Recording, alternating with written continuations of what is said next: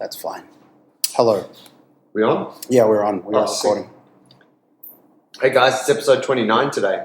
We're almost at a milestone of 30 episodes, in case you can't tell. Paulie and I... In case you can't count. Yeah, let us clear that up for you. It's just the two of us today. T's not here. Paulie and I are going to be chatting about... We're actually going to have a bit of a catch-up about our training and our nutrition and just where we're at with things. A bit of an insight into how a couple of struggling gym owners go about their training. I think there's a lot of good stuff in this for the people. But before we get into that, if you want to find us, junglebrothers.com is the place. You can get in touch with us via the contact form there. You can also go to our YouTube channel, Jungle Brothers Strength and Movement. You can go to our Instagram, Jungle Brothers Movement. The Instagram's popping. Yeah, it's popping, man. There's heaps of little technique videos and highlights and shit going on there, mad little lifestyle tips. So get on it and listen to our other episodes. And if you like it, tell everyone about it because that helps us survive. But yeah, man, it's good to sit down with you, Paulie. How you doing? I'm fine, thanks, Joe. That's good. I'm happy to be here too. Just you and me. It's been a long time since we've caught up. It has. Now we're doing it. Many years. We're recording. People may not know that Paul and I kind of grew up together. We've known each other since we were 10. We're 10? We were in primary school. Thereabouts. Yeah, we're pretty young, man. We've got photos of it and shit. We used to skate together. Your older brother and my older cousin, who were best mates at high school, introduced us. Ben and Moses. Or Moses and Ben, respectively. Those were good days. Yeah, they were good days, right?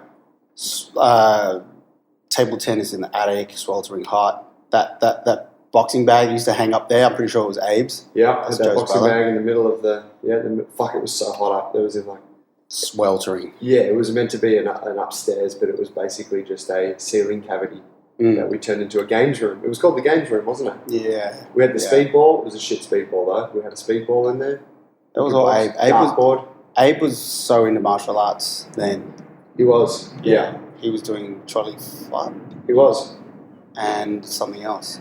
He started with trolley fight, and then trolley fight and comic books. And then he moved into many years down the track. He moved into Jiao Ga. I think that was the one that he probably pursued, with a little bit more consistency as a more of a grown man. So I'm just trying to deal with the microphone. It's failing on you, that arm. Yeah, it's not righty. You know what it is? It's not righty-tighty. It's lefty-loosey. Lefty-loosey. Yeah. For people that don't know, that's film industry talk. And that's where we started before we got into gyms. Paul T and I were in the film industry together. We've got some terminology and we've got some rigging skills. But, man, tell me, let's catch up. Where's your training at? You've been venturing off-site to do a bit of extra Thai boxing lately?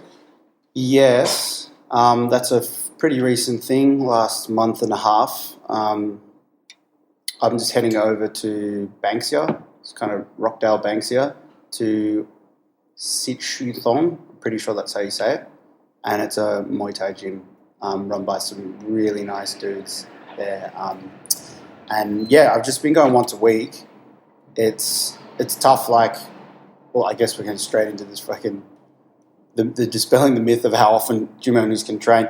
People think we train all the fucking time. Yeah, it's hard to fit it in the schedule, and especially when you want to get training somewhere else. All their sessions are when our sessions are.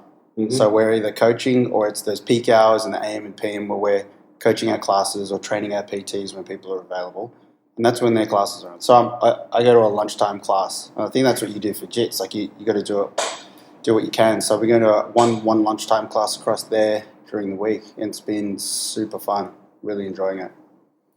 How many people in the class? It's been building.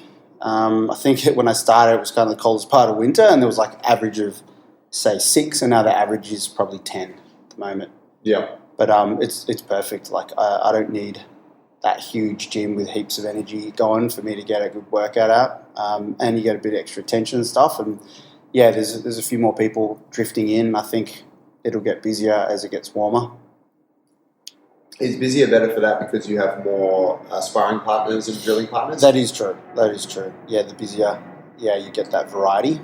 And at some point when I'm focusing at just pure capacity or just power, and I really want to bite down, then I guess the extra energy will help. I'll end up drifting to some night classes and stuff when I can, for sure, and I'll feed off that and just get my lep kick. I'll just get my animal on. It's been good. The night classes are often where it's at for fight gyms, huh? Yes, Lots of people. Lots of people. Yeah. Lots of heads. All the fighters, people who are training for fights, like all their classes are kind of around then. Mm-hmm. So you just got that fire going on in the gym. A few things going on in all the different corners. People in the ring, sparring, grappling, clinching, yada yada. That's cool. Yeah. Well, we actually just had a young fighter who joined our gym this week. Khan, who's an old training partner of mine from when I was a blue belt in jiu-jitsu, like 7 years ago. We trained at Bondi, and he was just a kid then. He's still just a kid. He's 26 now. I met him this morning briefly. Yeah, he's really nice. He's a dude, right? Yeah. Is that at the dojo? Yeah, that was at the dojo, and he was a little savage then, famous for his jump guillotines, which he fought me with a couple of times. He's now 26. He's had a few pro MMA fights, and he's living that life. Just trying to. I don't think he's really working much. He's just trying to fight and get real good. Yeah, and he's got fights coming up, and he came down here. He's like, man, I'm around the corner. I just want to get fucking fit and whatever. Like, what do you reckon? And so he started off in the class. He's doing good. He's really fit. That's one thing I've noticed. Like already, like.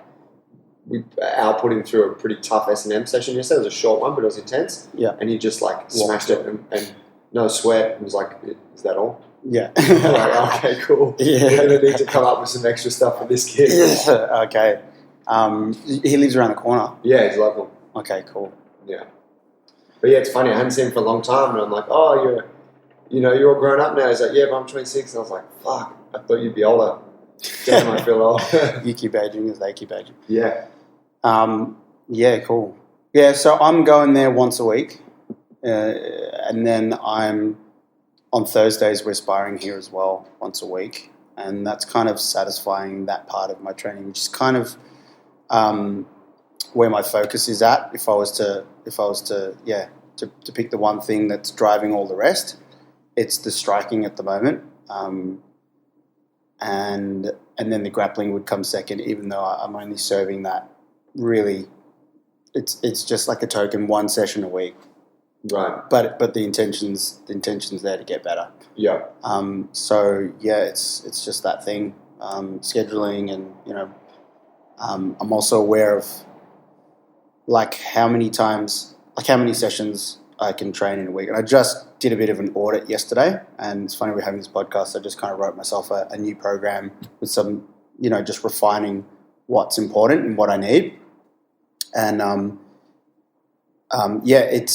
aware that something like fighting or like a sport or anything, you can put all your time into that. You really can, because there's so much knowledge to soak up. Yeah. So much knowledge to soak up. Infinite. And it's fun as well, and you're drawn to it, and you can get fit. But you really, I see the need for balance there, because I need to look after the machine. And I can already feel like as the volume of training goes up with the sparring, there's other bits and pieces that need taking care of that you put to the side, and you're like, I'm feeling pretty good. They eventually rear their heads again. So what I'm trying to shape with my program is letting the goal of improving on the fighting, direct work the other parts of the mechanics of my body that I need to look Talking after. about strength and mobility. Strength and mobility. What's the most important? Like, what do you work? What do you notice? Hip mobility. Yeah. And when I say hip mobility, it's stability and mobility. It's stability and flexibility. So, right. Yeah, like you throw your legs around, you're wrapping people up, or you're clinching, you're kneeing. There's a lot of shit going on in that hip, and after a session, or after a few weeks of not taking care of it specifically, it'll just start to get a little tight on one side, and it starts to just creep up the lower back just a little bit. You're like, okay, I need to look after this. And, stretching and stuff, it's fine, but I think I'm trying to get ahead of the ball. Yeah. Which is, what you want. and take care of that in a more organized fashion. Yeah, okay. So the thing I noticed the most is that hip, and also just the shoulders. Proactive as opposed to Proactive is reactive, exactly. So I'm just fashioning that out now. Yeah, hips take a fucking pounding in any kind of fight work, don't they? Like For sure. anyone that throws a lot of kicks gets really like super developed hip flexors. Yeah. From just all of that hip flexion every time they throw the kick. Yeah. And that is great. You're really good at throwing kicks, but you pay a price because your hip flexors get big and ropey and tight, and that tends to pull things out of whack. Jiu-jitsu people are exactly the same. It comes about from a different way. It's from grappling, but playing guard and even just the act of grappling, you tend to flex your hip more. So you're spending a lot of time in a flexed hip position, and the same thing happens. Your hip flexors get really overdeveloped, and that causes lower back issues and all sorts of things downstream to screw up as a result of that. And yeah, I mean, I recommend that one hip flexor stretch, that wall lunge that we do for like everyone I train jitsu with. I'm like, if you just do one thing, do this thing. Yeah. You know? But yeah, it's funny because you can easily just ignore it and keep going to fight class, right? That's right. And then 10 years down the track, you're like got really tight hips and bad lower back, and it's kind of hard to undo at that point. Yeah. I think you're on a good thing. Yeah, and I was just mentioned it to T last night. Like when I look at our gym, I'm like so grateful for what we have, because, and I think of like the regular flow Joe that's working, or a dad, and loves fighting, for instance, and he can only train 3 times a week, doing whatever, 3 hours, 1 hour sessions towards his health and fitness in general, and he loves fighting. So he's going to put 3 hours of fighting in. He goes there, he rushes in, boom, he gets it done, he goes home and he's back home, and that's it. Yeah. And out of all of his health and fitness, he's just purely focusing on performance only, and there's no time aside for maintenance or for strength and mobility work. And I think, such a common story, but such an easy trap to fall into, especially with this infinite craft that you can study. It's so interesting. So I'm glad that we have a gym here that has a bit more focus and a bit more of a culture around looking after the body that lets you enjoy those pleasures. Yeah. And I have that. And I met, a couple of guys already where I'm training, and they're aware of our gym, and they're kind of like, what do you guys do there? And they're like, yeah, everyone's carrying something. But they're like, yeah, you know what? I need to stop and look at it. And I said, I'll come over, I'll give you a free screen, and we can talk about, what you can do. And just give them a few tools. I mean, that's what you're doing at Bulletproof, right? Yeah, that's exactly pretty much it. Yeah. Bulletproof is exactly that. It's the same story, eh? Yeah, it's totally the same story. And it's trying to educate people about that idea of like, you're playing a sport, essentially, right? Like this thing you really like, it's your sport. And, whether that's jiu-jitsu or Thai boxing or rock climbing or golf, that pastime that keeps you fit and active that you're really into is a sport. And that means it's organized and it's based around a certain outcome of performance. It's not based around what's best for your body, right? It just also happens to carry side effects of keeping you fit and making you sweat and feeling good and all those things. So as you get older, you have an obligation to do a little bit of work in order to be able to maintain the practice of your sport. And I think we're conditioned to think that just playing the sport is enough. I get out and, I play golf once a week, and then, I play squash a couple times a week or whatever. And it's like, look, that's great. And then you tear your fucking ACL and you blame the sport.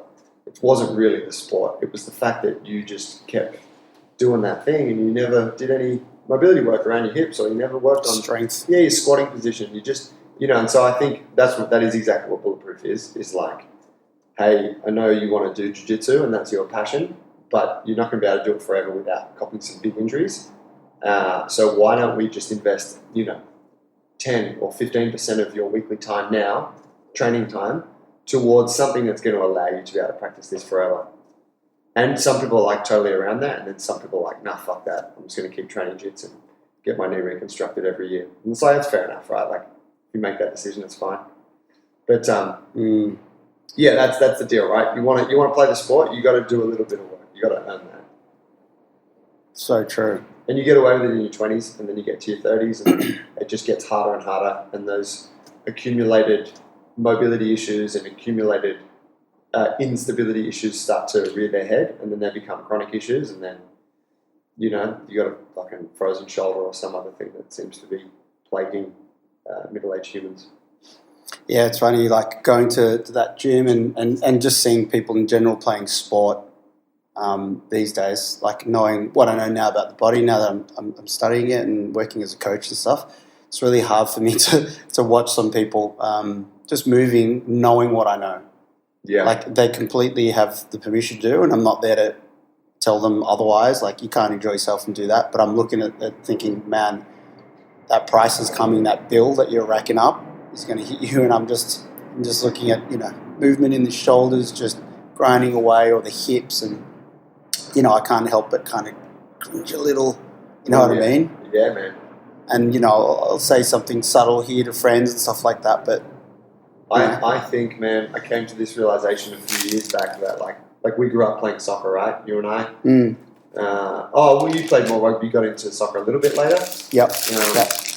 I played it forever, and it just, at the time it was mad, and then we played all age when we were, like 20, 21? Or we were about that. 22 maybe. Maybe. And how many fucking injuries were there? Especially the guys we were playing with were almost 30 and up.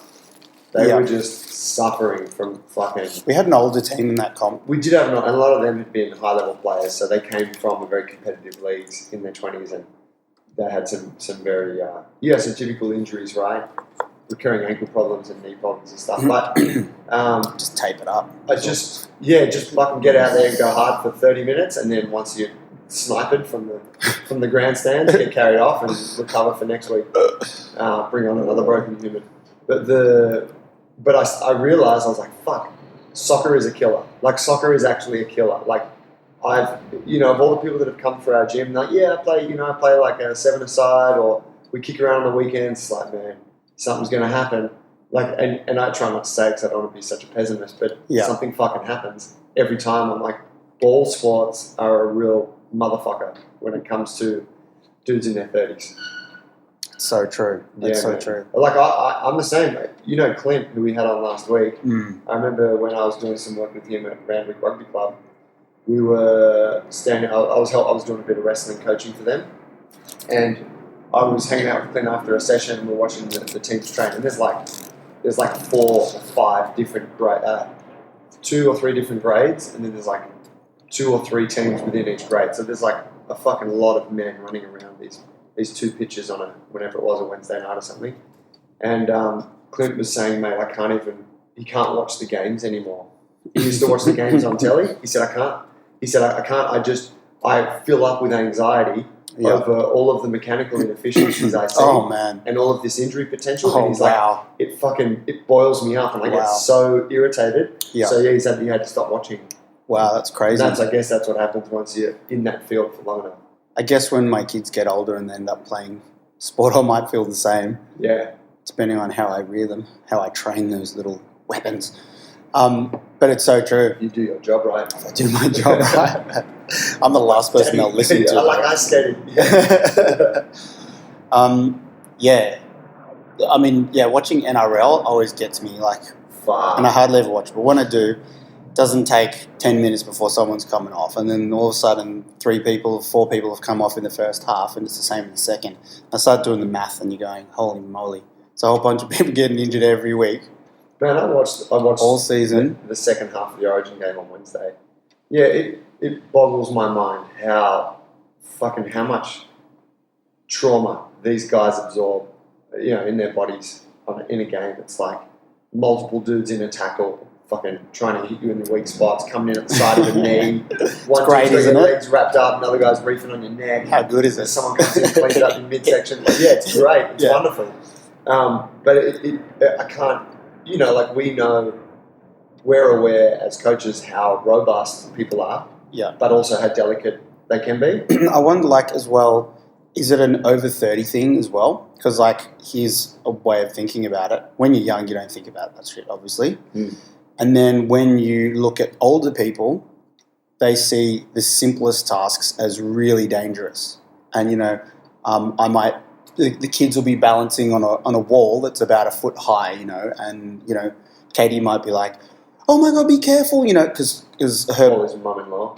that's right, like her body knows and her nervous system knows that if she falls from that height, it's of danger to her because she could seriously hurt a hip or something like that. So she transfers that concern across to the youth, and I'm like, they're fine. They bounce back up and do a backflip and then land on their hands, Yeah.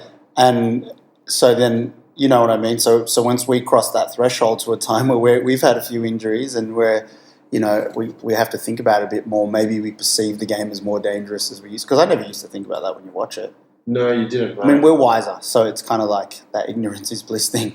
Yeah, it's true. Yeah, I think you're right. And I think that, most of these players, I guess, are in their 20s, so they get away with a lot of shit. Mm. And that's what they do, right? It's all they do. They got a team of people that's designed to help keep them in the game and fix them up, strap them up, get them back out there, give them whatever medication is necessary. But still, it's still like you see those catastrophic joint injuries.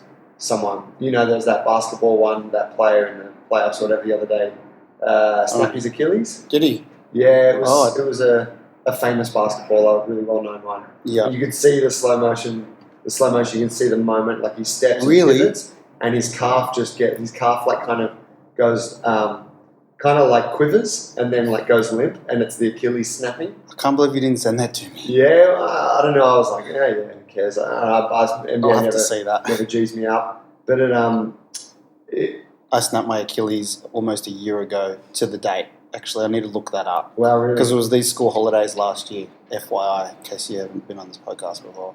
How's it going, man? It's great. The recovery's good. It's good. Yeah, it's really good. It's insane that it was a year ago and you're back to doing... There's nothing you're not doing, right? No. I'm not running up walls again. Yeah. But I would. I would run up a wall, but I'd definitely be... I'd be cautious about doing it. Yeah. But yeah, I'm not doing anything kind of different at the moment. Yeah, I thought that I'd be a lot further back than I am now. And It's been good for some time now. It's not as strong as the other side or as strong as it was, so it's still recovering, but I'm still doing all sorts of shit. I'm still head kicking people now. Yeah, nice. You're doing plyometric stuff, you're squatting, lifting. Yeah. But I was surprised about the just the apprehension factor. I thought that I'd be way more apprehensive to land on, say, thin, like a rail or something like that when jumping. Yeah. I thought that fear would echo for a lot longer. And it's just not. So it's really surprised me. Wow. So I'm really happy because I thought that I would come back to back to normal physically, but I'd be fearful to jump on things and do things, and that was emotionally scarred by. Yeah, and that was my main concern. That was the thing that I was thinking about the most. Yeah. Yeah, and Did you see in Ninja Warrior now they've got the new warped wall? The even higher one that goes up to it. I think it has a slight overhang. I haven't seen. They always had little overhangs. Do they? Sure, yeah. They've got a new one, and I think they've lined it up next to the original one, and it's higher and more extreme. Okay. It's fucked. I know every client or someone I see in the gym, have you watching Ninja Warrior? So I know it started like last week or something, yeah? I think so. Yeah. Yeah, I got a couple of friends who are doing it this year. Oh, yeah? Shout out Mike Snow, buddy from Melbourne. Okay. He did well last year, he got into the finals. Yeah. He's a ranger, and he's a jacked ranger, and he's a stuntman, acrobatic fucking legend. So if you see him, I don't know, cheer him on or whatever from the lounge room. Yeah, him and then another mate, Aurelian, who's a French guy, who's a judo black belt and just a fucking beast of a human. He's in it again this year. I don't know. He did all right last year. It might have just been because he's got such an immense physique that he just got featured in a lot of the marketing. I don't know if he got to the finals or whatever. Yeah. But he's a bit of a savage too. And all these guys have all been training specifically for it now. Yeah, wow. That first year was like, whether it was last year or the year before, they were just like, oh, I'll have a crack. And then the ones that were like actually pretty good at it were like, oh shit, I'm gonna train for this. Yeah. So they've been putting time in. It'd be cool to see how they've developed. That's cool. Yeah, man. Tell me about your training load. So you got your one weekly class with the gang over at Banksia, and then you got you're sparring in here with the class on a Thursday. Yep. What's the rest of your training load like? Strength work and stuff. How much are you doing? Not a great deal at the moment. I'm lifting once a week, and that's literally deadlift, squat, RDLs. Yep. Nothing wrong with that. And then I was doing handstands once a week and push-pull once a week, which I just got caught in this kind of maintenance idea, and we know that's BS, which is why I'm kind of reshaping everything now. I'm trying to do too many things at once. Maintenance of what? All the patterns. That works. It's all right? I think maintenance in that regard is yeah, totally. You're maintaining a strength or a skill. Yeah. The one that I tend to rip apart is when people are trying to maintain a physique. Okay. Like, I just want to maintain what I have, and they're talking about the aesthetic. Okay. But yeah, that doesn't make sense to me. Yeah, so it kind of took a little bit of a stutter the week before last when I had that knee injury. Oh yeah. The mystical knee injury just came and went. We all thought it was bullshit, but it turns out he had staph. We don't know for sure, but I'm like 80% sure it was staph. But it immobilized my knee for about 10 days. So since then, I haven't been on the bar. So I kind of like just lost connection to that. Well, I couldn't hardly walk. So I just lost connection there. And 2 weeks later, I'm here going, well, what the hell am I doing right now? And that's how I got to sitting down yesterday to audit what I'm doing and try and reconnect myself to the goal and then make everything make sense given my schedule. And the schedule's unfortunately a very important factor when making a program for someone, but we got to make it realistic. What are you saying? You got a busy schedule? It's pretty busy, yeah. What's your day look like? Like, I know they're all different, but yeah. What does a day look like? Well, currently I have my wife who's at uni, Tash, and she's at uni a couple of days a week studying. So I have the kid drop off type thing on 2 days in the morning. So my days, and with the coaching here, it's some mornings are late starts and some are early starts with early finishes and late starts with late finishes. So I guess I'm trying to say the week is it goes up and down time-wise, and I don't have that convenience of always being on the same clock throughout 7 days a week. Mm-hmm. And then it's influenced by, clients and meetings that we have here and stuff, and training fits in between all that. Yeah. And then you have the few things that anchor your training down to specific times, like classes over at lunchtime, sit-thon, and then sparrings at a certain time. You're butchering that fucking title. Sorry, man. I'll get it soon. And so then all the other stuff, which is my stuff, has to fall in between those periods. Does that make sense? It does. Yeah, and so yeah, it's kind of scattered across the week. And then I do jits on Saturdays. So on a day, what you coach class in the morning? Yeah.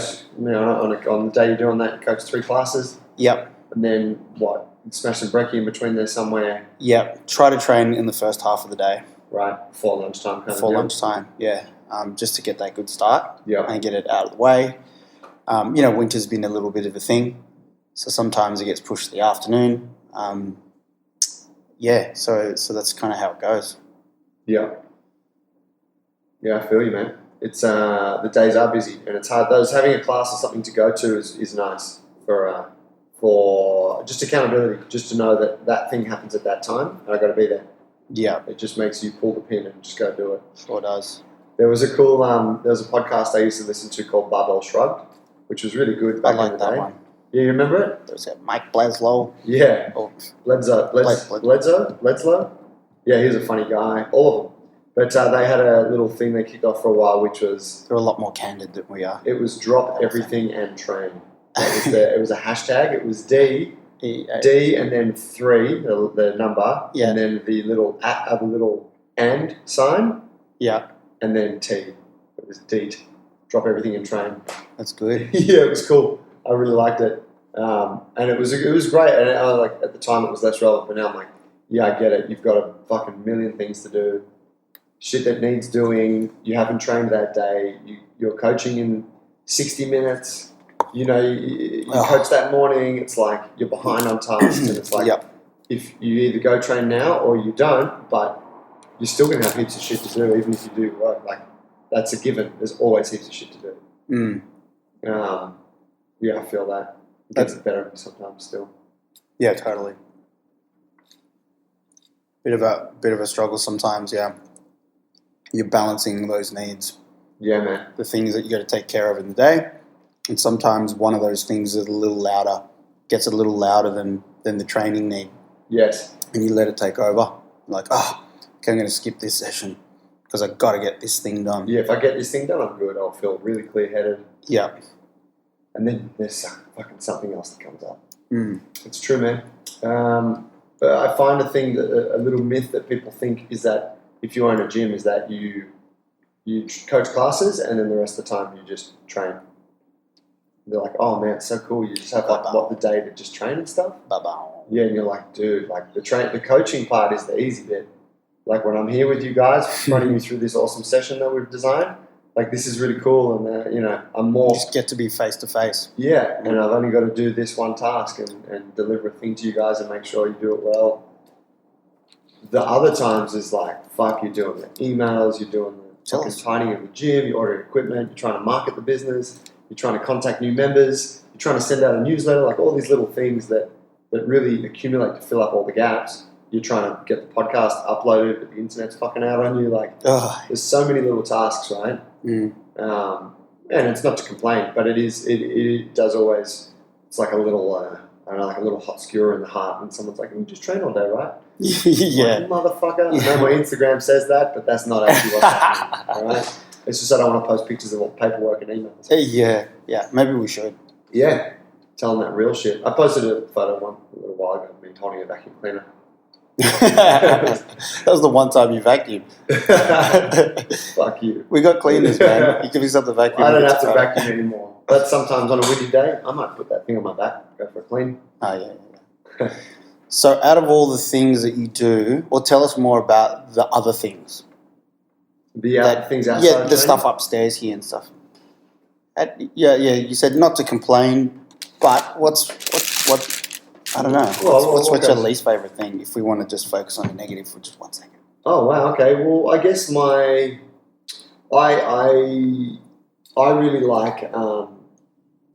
like anything that is furthering the evolution of our business. The value creation. The value creation. Yeah, creating of value. So I like making videos, editing videos about stuff we do in the gym. I like speaking with members and say recording a testimonial. I like writing a blog post. I like designing seminars. Like we did a tribe seminar earlier this year. I enjoyed designing that and then delivering it. I like podcasting. All of those things that are furthering us as a business and developing the business. The things I don't like are the more day-to-day tasks, such as responding to emails, about things that are seemingly important. Someone wants to put their membership on hold. It's like, all right, cool. Yeah, it's got to be dealt with. Obviously, I try not to do it, but it creeps in that. Or we have like a situation where, we've written a program, but something has to change. So we've got to update the program on the system, on Modify, something like that. Or the vacuum cleaner breaks down. We've got to get in touch with the cleaning warehouse and book in a service. Like just little things like that. You're like, all right, this stuff needs to happen. But the more time I spend on this, the less time I can spend on building awesome things that makes everyone's experience in this house better. Yeah. And I think that's, it's funny, right? Because people probably don't, I've had members and stuff say to me in the past, like, oh, I don't listen to podcasts, or I don't go to retreats, so I don't really care if you guys run retreats and stuff. Almost insinuating like, you don't need to do that for me kind of thing. Mm. And it's like, well, yeah, but it's not all for you, man. Like as a person who's on building this as a project, I need those things. Like I need development. So I want to run a retreat. I want to record a podcast because I've got more to offer in this world than just coaching you at 5:15 on how to do a pull-up. You know what I mean? Yeah. And I think and it's like, we've got this really nice place that people can come to and train and all that stuff, and I love that. But it has to continue evolving. If it doesn't continue evolving, what am I doing the same thing in 10 years? Fuck that. We always said that was it. We said we have, if we don't continue to evolve, then we don't do it. Yeah, it's like, fuck that. It would be like taking a corporate job and then never progressing up the ladder and just fucking filing papers on insurance claims to the same fucking department forever, right? Yeah. So there's that, definitely. So all those kind of repetitive things, and I'm like, you know what, someone else could be doing this, I could be doing something cooler that makes the experience cooler for everyone else. Yeah. I wouldn't go any further into it because it'd bore the shit out of everyone. Yeah, fair enough. Put a screenshot of my inbox up. What has been cool though is we recently we touched on it before, the Bulletproof program. We launched that a week ago, which is sick. That's JT, who was on the podcast, I think like episode 20 or something like that. Buddy of mine, James Tenacity Tomlinson from Melbourne. He's a jiu-jitsu guy as well. Shout out, homie. We launched our Bulletproof for BJJ online program, which is really cool. And that's just, where we said before, where we want to educate jiu-jitsu hobbyists and athletes on what the best practices are around them building a body that is strong and mobile and injury-proof, and then giving them a program to follow that will do that for them. And that's like a really cool evolution of our career as coaches, but also jiu-jitsu practitioners. And like, this is something we can give we can provide for the community. I don't say give because you got to pay for it. Let's be clear. Damn straight. But it's something that we can provide for them. That's like, hey, this is actually legitimately fucking awesome, and you should get around it. And I have conversations with jiu-jitsu people all the time. Oh, what do you think I should do? And I'm like, fuck. Now you have an answer. Now I can go, here's the website, go to it, and it'll take care of itself. That's so cool. Yeah, it is cool. So can you tell us what's in the program or how it works? Like it's online coaching? No, it's an automated online program. You'd start at the beginning, and it's like 6 to 8 week cycles, and it's a generalized program that everyone would follow. So it's obviously not going to be perfect for everybody, but it is definitely going to be very suitable for the majority of people. It is focused on building a basic level of strength and mobility in the shortest amount of time possible. So it's 2 workouts a week plus mobility work that the person would do before they start their jiu-jitsu class and after. They can obviously take that away from the class and do that in the morning or at a gym or whatever. But it's like, hey, we want you to go to the gym or make time to train for an hour once or twice a week, and we want you to do a few stretches around jiu-jitsu time. Yeah. And just keep following it. And every 6 weeks, the variations change. Yeah. It's very similar to what we teach here at Jungle Brothers. And as we know, right, and going back to our podcast last week with Clint, the getting strong and getting mobile, it's not actually that complex. It's not about hyper specificity for the sport. The specific stuff happens training the sport. In the gym, you want to be doing the basic stuff that provides you a base of more strength and more mobility so that you can be better at the specific stuff. So really we're talking about building hip mobility, shoulder, trunk mobility, building a good squat, building good push and pull patterns, all the stuff we do here. Oh man. But just packaged up in a way that it's appealing to jiu-jitsu people. There's a couple of things that are specific, grip strength and that sort of thing that's very relevant to the sport. And it's like minimal time investment. That sounds so good. Yeah, it's pretty cool. Yeah, I've been watching you work on that, and I'm so happy that it finally launched. And you got a few people interested already, yeah? Yeah, man. We've had quite a few sign-ups already. It's sick. The goal is to get more onto the program and then help spread the word. So I know it was somehow involved with BJJ Fanatics or something, or what's the deal with that relationship? Yeah, or explain to people what Fanatics is. There's a really popular BJJ website called BJJ Fanatics, and they essentially market video or DVD tutorials from all different jiu-jitsu athletes and coaches around the world. And if you're in the jiu-jitsu world, the trends are changing all the time in terms of what moves are working. People are developing new systems around particular aspects of the game. Or another system that was popular. Yeah, that's right. You know, someone might be really delving into leg attacks and developing a system of a particular type of leg attack. Someone might be working on this series of different chokes or different, strangulation techniques. Sounds a bit fucked up when I say it like that. But so as this stuff continues to evolve, these people become, these little hotspots evolve, and you get these athletes that are doing that system, and then they become a little hotspot and a bit of a celebrity. And so Cool. BJJ Fanatics gives them a platform to like go, hey, here's my series. I've put it onto a DVD. You can download it, pay some money, and you can learn my series. You can learn what I do. Yeah. And so they approached us. They approached JT because he's a good friend of Bernardo, who's the guy, ex-world champion multiple time, who runs that company.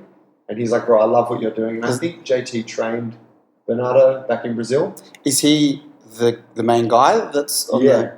He's the head of it. There's like two other guys behind the scenes. What's his full name? Bernardo Faria. Faria. Yeah. I just love how he talks. He's so I just love funny, it. man. You do the voice for us, Joe. I can't. It's just going to sound out of context, bro. Hey, Okay. guys. One question I get asked all the time, guys. He has to share with you. But he's a fucking savage. He seems like a super positive guy. Yeah. Watched a cool little doco on him the other day on his journey to becoming a world champ. It's called Bernardo Faria Unstoppable. Just type in Bernardo Unstoppable on YouTube and you get it. It's on YouTube, the doco? Yeah, it's just a little 20-minute thing on him. Cool. It's kind of nice. But he knew JT and he was like, hey, would you put something together that we could sell through Fanatics? So then JT approached me and was like, bro, we've both been building this thing separately in our own little communities. Let's do it. Do you want to collab on it?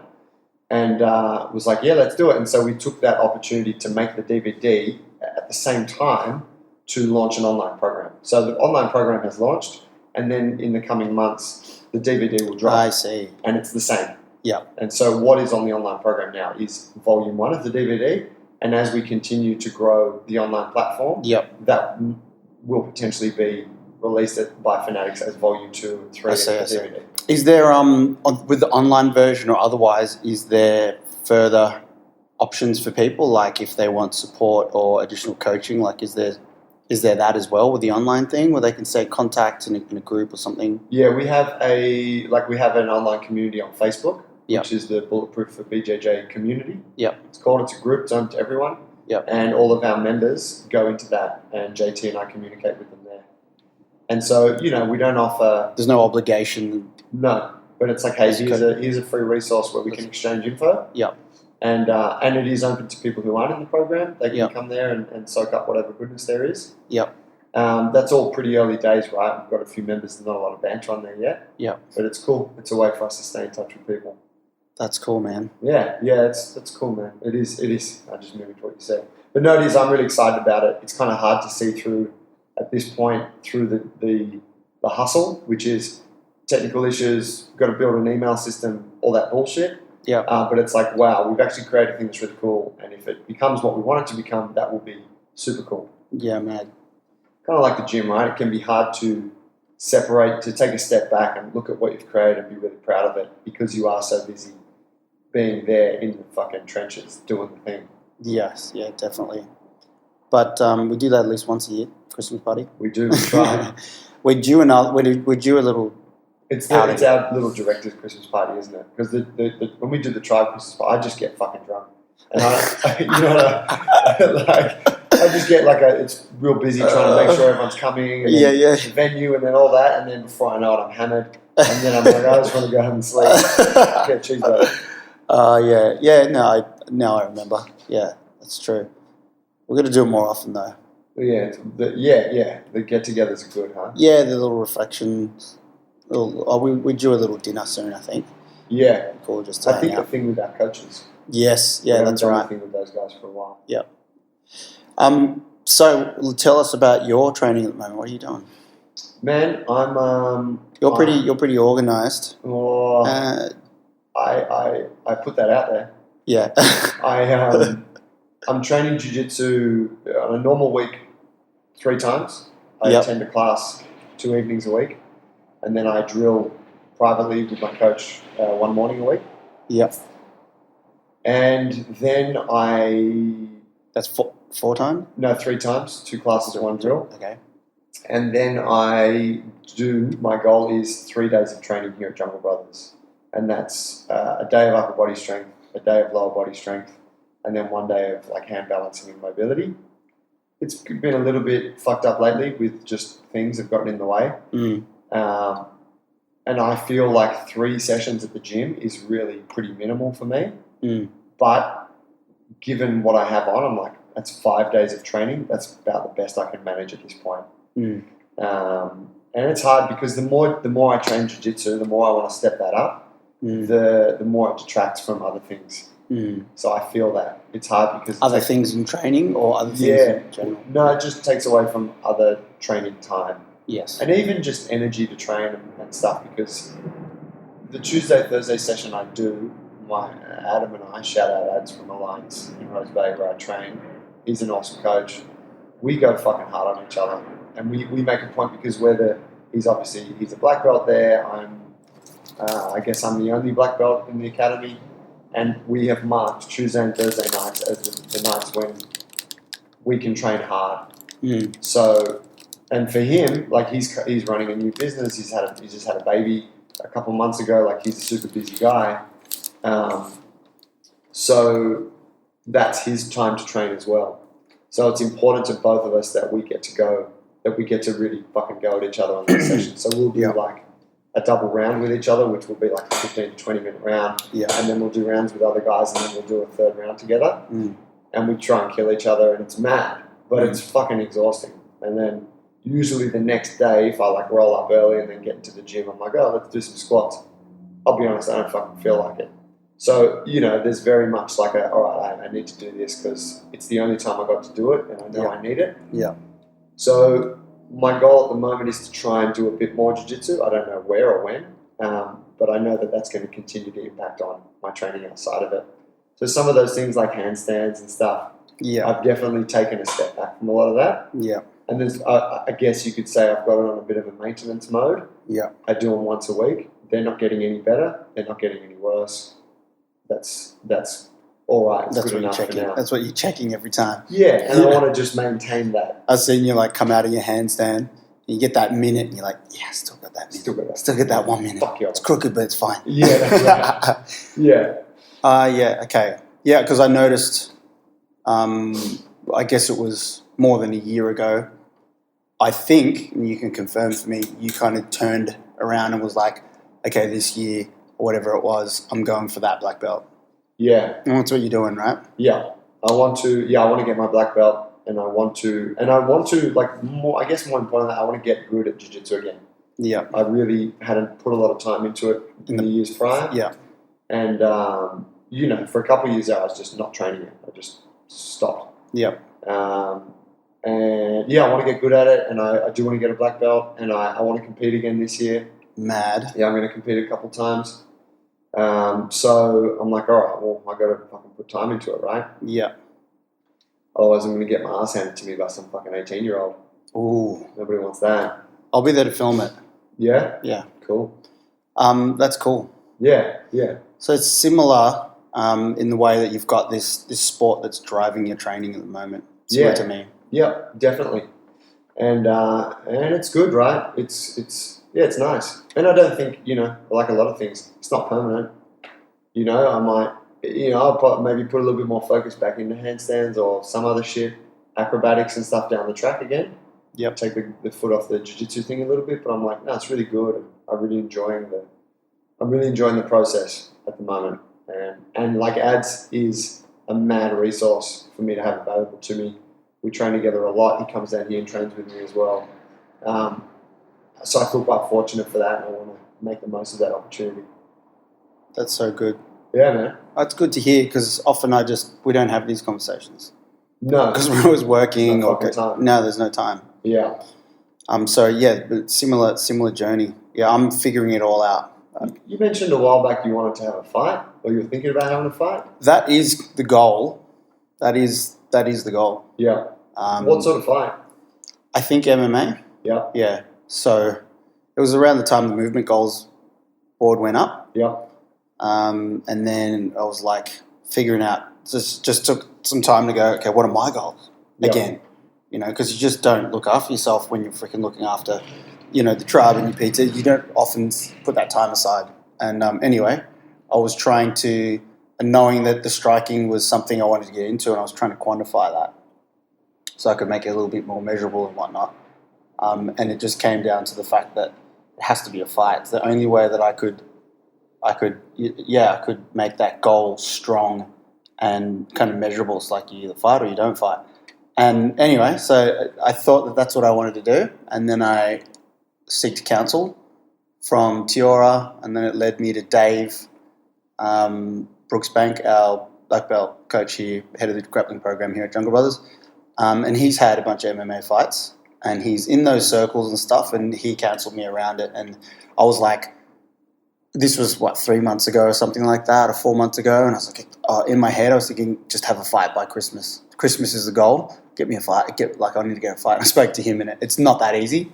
Right. Actually, he said it is easy to get a fight, but like to get the right fight is harder. Right. Yeah, and there's kind of two options there. As in, you could end up being a punching bag for someone who's exactly on a nut curve. Yeah, for sure. That's been training a lot longer. Yeah. They'll chuck you in. Yeah, they'll chuck you in for sure. But getting a fight that makes sense is kind of more difficult. Yeah. But yeah, I thought that Have would. you tried just calling out people on social media?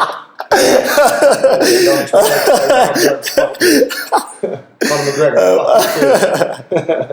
I'm not impressed. Yeah, I've seen them all. I'm not impressed. Yeah. No. Oh, that's hilarious. No.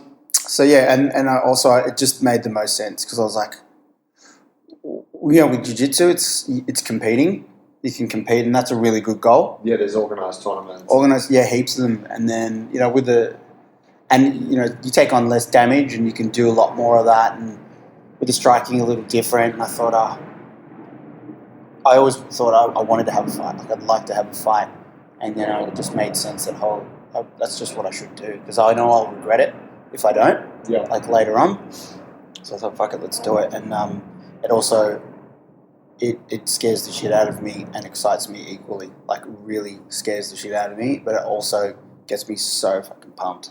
Yeah. Just the thought of it, so I know that it's the right one. You know what I mean? Just now, as you're talking, I started thinking about competing in jiu-jitsu, and Yeah. it gets me all nervous and all excited, but it's like a mix of both, and it kind of switches between, this fucking scares me. Yeah. I know it'll be cool. Yeah, so... I know the feels. Yeah. So anyway... Dave, can I explain the two routes that he explained to me? Yeah. So for someone like me who is fitter than your regular corporate guy who's just wanting to have a fight maybe to get fit, it's hard to find a fight because he said there's kind of like two lanes you can go in. One is that corporate sphere where you pay one of these promotions to train you up. And at the end of a certain period, you have a fight that's organised with another office jockey who's somewhere around the same capability as you. So they're organised events. You get friends and family. Are they fundraisers, I think? Get friends and family to turn up. They pay so much for the ticket. They have dinner and they watch all these people go for it. And apparently it's really cool. I've known a few people who have done them. Blue collar boxing. Winter Warrior. Winter Warrior, that's what we're talking about. Yeah. So with that, it costs money. Or white collar boxing. White collar boxing. Sorry, yeah. You got to pay money for it, which I don't want to do and don't have. And with that fee, it means you go and train, and it gives you access to training 4 days a week at 5:45 at some gym in the city. And I don't want to do that either. And then the fight might just not make sense because. Let's face it, I'm going to eat them for breakfast. No. No, so... Once you flying meat is full. So there's that. And then the other route is like, well, what are you? Are you a fighter? Are you trying to actually get fights and continue on with fights and make a career of yourself? Like, I'm not in that lane either. And that is, training at a fight gym, getting really fucking good, looking to cut a career out, trying to find a fight in the right promotion that makes sense for you. Yeah. And that's I'm more in that lane than I am the first one. Right. So, haven't quite figured out how it's going to happen yet, but we do know that it's not going to happen by Christmas. And Dave said, look, just start training. I already have a blue belt in jiu-jitsu, Yes. which only just. But I think he was quite concerned at the beginning when we had our first initial conversations because he didn't realize that I had some of the background in that, which is really hard for him. He was just like, I can't believe you didn't tell me that because, to train someone for an MMA fight who has no background in anything is a big ask. And he was being polite, let's face it, for the last for the first few combos. Yeah. But he said, yeah, just start training. And I spoke to him about doing Muay Thai. So I'm just doing that and I'm just going to train and see what happens in 6 months. The goal is to compete in a grappling comp as well before Christmas, whichever one that is. And then just have a solid 6 months of training Muay Thai, try and add a session to that. And that was actually my goal at the beginning of the year was find a gym to train at, a fight gym to train striking and get a solid 6 months of consistent training in striking. So I'm on my way for that at the moment. So we'll reassess in the summer and see if I'm any closer to that day. Sick, man. Yeah. That's so cool. Yeah. That's super nerve-wracking. It's very nerve-wracking. Yeah. But it's so far away I don't have to think about it much. I just need to do the work for now. Yeah, and just avoid T's straight right and Morgan's right hook at the moment. A few good guys to spar with here, eh? For sure. The Thursday session is actually pretty legit. Yeah. As far as I can tell. Yeah, for sure. I mean, I'm not super high level, but I've just watched in the last 6 months, everyone's getting really good really quickly. Yeah. And I think that's just because of the type of environment that we have here. Not everyone's just trying to beat each other, senseless. Yeah. And not a lot of egos and all that with jiu-jitsu. It's the same thing. Like everyone's got a very good attitude about learning and, maybe you're not going to chat to them mid-round, but certainly the idea is that at the end, if I'm having a good day and I'm catching someone with something, all day, I'm going to tell them that. Right, you can share the knowledge. Yeah, and just say where I got that. So I think that's a very big difference in gyms, like jiu-jitsu gyms and fight gyms. Like you either have that culture where people are holding cards and it's really it's very tense and super competitive to the point where not everyone's developing together as a team. Because you're on the same team, you're in the same house. Yeah. And it should be... And the better your training partners get, the better you get. Yeah. So I think it's because of that, everyone's gotten very good lately, for sure. Yeah. And certainly in the last 3 months, people are really stepping it up. Yeah, right. Yeah, and we've really got everyone... We've got a good squad and the energy's really good. And T's energy is really good as well, and everyone's is. So it's always every week we have a good banter going on because I noticed we're stunning each other. It was going really well prior to, but I noticed a few people have been motivated from the JB games, seeing some of them spar. So much, yeah. Oh, fuck, that's cool. I want to do and it. Jits, and huge. Jits too, yeah. I'm so glad for that, and I love turning around seeing the Jits class full. Yes. Just the numbers there, and I guess it's the first kind of it's just hitting another gear of interest. Yeah. Well, and I think people seeing their counterparts sparring or rolling, they're like, oh wow, I guess I can do that. Yeah. It's not so abstract. That's right. I was deadlifting or doing something that person was doing just a week ago, all of the same body. Yeah. Makes it more accessible for people in their imaginations, for sure. Yeah. Yeah, I love it. I love that that's happening here because it's obviously where I'm training, so it's better for me, but it's just nice to see as the gym owner and just as part of the community here. Man, tell me about, let's switch it to nutrition. Do you do anything around, do you eat a particular way? We've touched on this in other episodes. Are you doing anything at the moment? No, I'm not specifically. Just eat? I just eat, yeah. I just eat I think I'm of an age now where things have shifted and I've settled into a certain mode of when I think about what foods work for me and what quantities work for me. Not that I'm measuring and stuff, but I know that when I'm not eating enough, How do you know? How do I know? Mm. How do I know when I'm not eating enough? Yeah. Well, I don't feel as strong or as awake or as motivated, and I know, like in terms of being measurable, I'm not measurable, but it's experience and intuition. The only measurement I usually have is the scale, which just happens to be in my bathroom, so I step on it every now and then. Yeah. But it's just intuition. I'm at a point now where I know that I have to be well fed. It's usually not eating enough, and whether it's kind of a just my situation with family, food, work, the times that I'm in and out of the house is where I'll drop off and not eat. Not that it forces me to. Not that I'm ever short of hunger or that feeling of wanting to eat. Yeah. But you just run out of time. The sensation. Yeah. But it's just like a time thing, So with the actual content of my food, I'm not the primary cooker. I hardly cook at home at the moment. Yeah.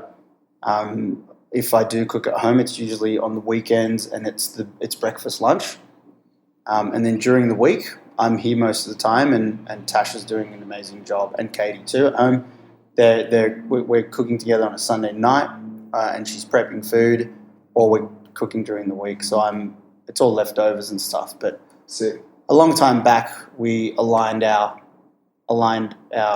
how we see food and what type of foods we like to eat. It wasn't so aligned way back in the day, but as we became a family and we started to take care of different parts of running the family, there was more need for alignment. Do you know what I'm saying? Yes. So because you're operating as a team, you're operating, yeah, two individuals. That's right. So I if she takes that job on, then I eat so much more quantity wise, and I require different sources of food, protein, etc. than she does, because she could eat salads, and not so much meat, and barely any carbs and stuff, and that works for her. Yeah. Whereas I just crave it and I need it, and obviously I'm like super active. Yeah. Yeah. So you're a bigger human. I'm a bigger human, and I'm really grateful that we did that and that we have this relationship going on.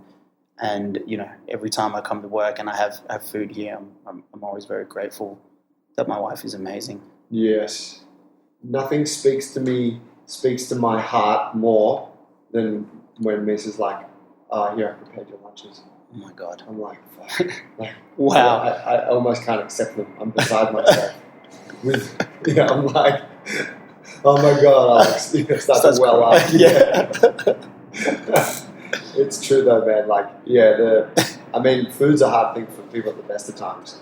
So if you're not on a on a smooth operating team with your partner, you're fucking making it a harder battle to fight. Whereas if you guys are both on the same page about, all right, well, how are we doing this? Who's cooking what? When do we make our time to cook? What do you like to eat? What do I like to eat? What fits in with that? And we do that consistently on a weekly basis. Yeah. If you're not doing that, it fucking makes things harder for sure. But yep. You are putting your best foot forward if you guys can align. Yeah. So Tash does most of that, and she will check in with me with the shopping list. We'll do the shopping list together. It's like, what meals do we want? What do you want to take what do you want to take to work, etc. And it works from there. And one of us will go do the shop, and the other one's hanging out with kids, and then all comes home and just works out that way. That's cool. Yeah, we do kind of we do most of our cooking on a Sunday. I try to get groceries, some stuff delivered, like from ethical farmers, from those legends. If anyone out there is looking for really good, high quality meat and eggs, ethical farmers are super good. They actually hooked us up with a bunch of eggs and beef patties, grass-fed stuff. Where are they? They're online, so their farms are somewhere in New South Wales, but they're just an online business. And so you order online and they send it to your house. And their produce is fucking spectacular. Okay. So we'll get an order from them maybe once every few weeks. And so if there's something there to cook, I'll take like a protein source. It might be like a lamb shoulder or a whole chicken or, whatever, I don't know, fucking pork belly or something, and prepare that. We usually make 2 dishes on a Sunday. If we have the time and space, one will go in the slow cooker and the other one will cook stovetop, or maybe in my pressure cooker, or maybe it's just an oven roast or whatever it is. But the goal is to have 2 protein sources prepared for the week ahead, and then we'll make sure that there's a bunch of fresh veg ready to go that's cleaned and washed, chopped up, it's dried, it's in a box, it's in the fridge, that we can then cook with. We made a decision last week to make one of those 2 protein sources a vegetable source for the next while. Right. So last week I cooked a big batch of beans, which I've been eating for lunch, and then we've been I cooked a nice chicken dish that we've been eating in the evenings. But yeah, if we can have 2 things cooked, so it's kind of like a lunch and a dinner option, that gets us through at least 4 days of the week, sometimes 5, and then it's like, cool, we have a little bit of room to move on the weekends. That's how we do. Yeah. We're about a 4-dayer as well. Man, I like, if I go into the week with that, I feel really well equipped.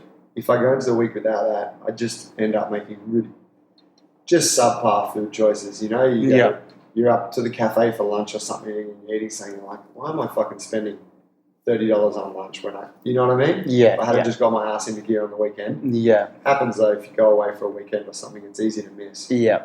But yeah, so we've been doing that. I've been trying to. I had a couple of weeks where I wasn't that prepared and I didn't have food at the gym. So normally here, like I'll bring in lunch, but then I'll have here at the gym, I'll have like yogurt, and fruit, and granola and stuff, and I'll eat that usually as an afternoon snack. I'll also have like protein and I use like a carbohydrate supplement post training, so like a dextrose or a maltodextrin.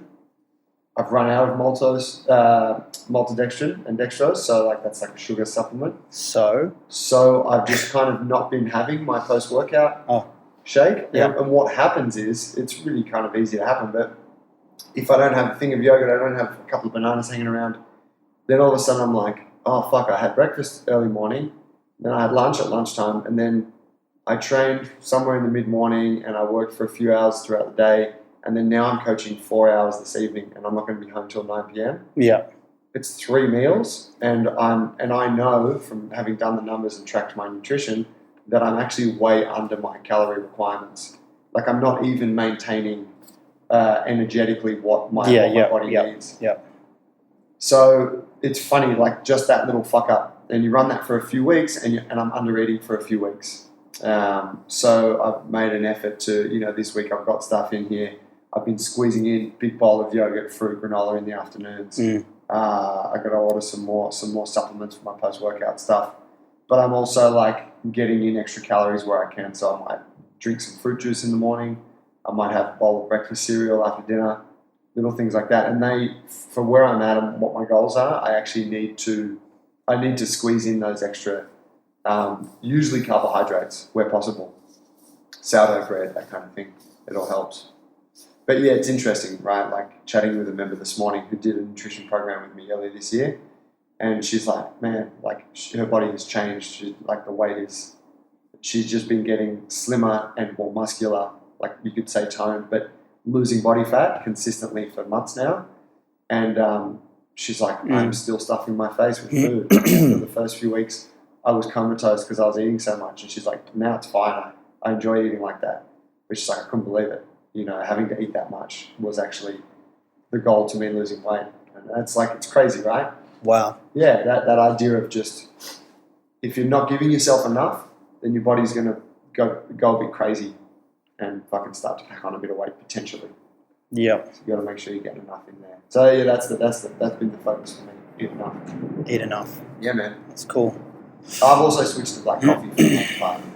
Why is that? I used to drink, I have drunk black coffee a lot in the past, but I'd switched back to milky coffees and I'd drink strong lattes, which is a double shot latte. And I could drink one of those in like 10 seconds because they're so creamy and delicious. And it wouldn't be hard for me to drink 2 or 3 of those in a day. Like I'll have 2 coffees every day. And so let's say I had 2 doubles, that's 4 shots of coffee. And then maybe on let's say every third day I have a third coffee. Yeah. And that might be a double.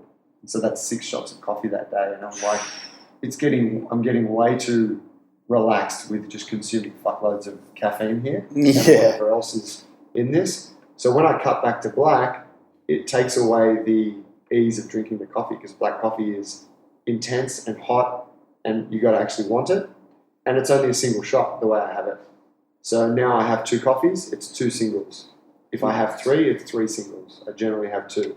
So it's cut down from like 6 shots to 2 or 3. And I'm just like, cool, that's better. My mental clarity feels better. My energy levels feel better. I don't hit a crash in the afternoon. I have less dependency on it. And I'm just doing it when I really want it. Yeah, cool. You know? Yeah, that third one's dangerous. It's fucked. It's usually a really bad idea. Yeah. No, I've drifted into the third coffee a day world. Some people drink heaps of coffee. Like, that's just a joke to them. Yeah, man. Like, some people are just on it all day. Yeah, I know people that'll do like 7 to 10. Oh, Yeah, God. it's fucked. Like, But they'll do it and they'll like operate. yeah. But yeah, I can't imagine anyone would be feeling that great getting through that much. It's just if you had enough shit going on that you were kind of distracted from how you felt. Yeah, that's that right. it might be feasible. Last time I drank too much coffee was this time last week. On the podcast? Yeah. Dude, that fucking setup we got going is wild. It's too good. The Mocha Master, it's not running today because we ran out of filter papers. But so Paulie and I have just had 1 coffee each, but normally we've got a pot going and it's potent. It wasn't too bad last week. The week before was the bad one because there was no cream. Yeah, the cream does it. Yeah, it trims it back. But I find I drink it faster with the cream in it. You know, Trade-off. so there's a trade-off there. Mm. Man, we should wrap it up there. We've just gone over an hour, or we've done like an hour and 15. Yeah. Good chat, bro. Nice to catch up. That actually flew. That was quick, huh? That was really fast. Yeah. It is. It's like an hour 10. I hope people took some away from listening to what Paul and I do with our training and shit. Come at me. Yeah, come at us, guys. If you like our podcast and you think it has a bit of value and you know someone that would like to listen to it, Or you want to spar. Or you want to spar, please share it with them. If you want to train, contact us, junglebrothers.com. Yep. If you're a fighter and you want help with your strength and mobility, contact us, junglebrothers.com. Or if you're a jiu-jitsu person, you can get at Bulletproof for BJJ.com. Oh, yeah. Hell yeah. Yeah, there's a 7-day free trial, so no obligation. Give it a try. But yeah, a bunch of good stuff going on. So thanks for listening, and see you guys next week. See you next week, people. You.